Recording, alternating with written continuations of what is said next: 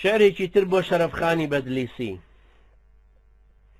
بۆش بە شەرەفخانی وت بۆ ڕاناکەی مێژووی نوێی کوردان بنووسی.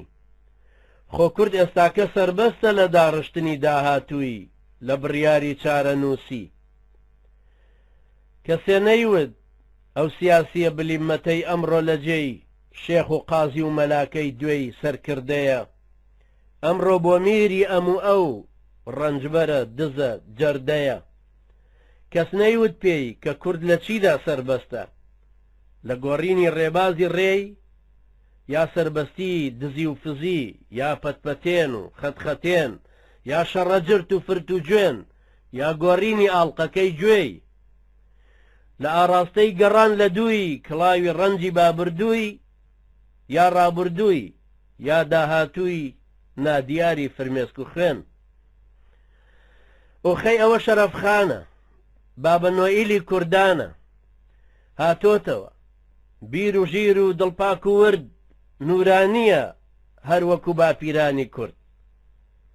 لە یەکەم خاڵی پشکنین تیان خوڕی. خاڵە بۆ کوێ؟ بۆ لای ئێوە. ئەی لەکوێوە؟ لە مێژووی باپیرانەوە. لەکوێوە؟ لە ئێرانەوە؟ نا کوڕی خۆم، من شەرەفخانم، شەرەفخان باپیری تۆم. دیارە پیرێکی زۆر جێلە، کوا لەکوێ ئێستا خان ماوە، هەر میوان خانە و ئوتێلە، کوا بزانم چیت هێناوە.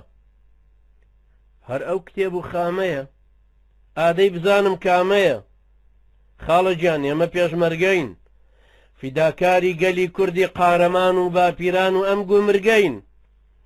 ئەم دوانەی تۆش یەکیان باجی ئەوی ترە، بۆ سوودی مە و پاراستنی حکومەتی کورد خامەکەتم پێچاکترە. ڕۆژی دوایی خەنجەرێکی دەبانم دی وەک قەمەکانی تەحالف، وەک پیلانی سایکسپیکۆ لە شەرەفنامە چەقی بوو.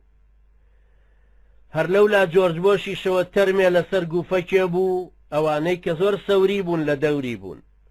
دەیان پرسی چی بوو چێ بوو؟ تومەز ئەوی شەرەفخانە، هەر کە پەرلەمانی دی بوو لە داخانە مێشک و زراوی تەقی بوو.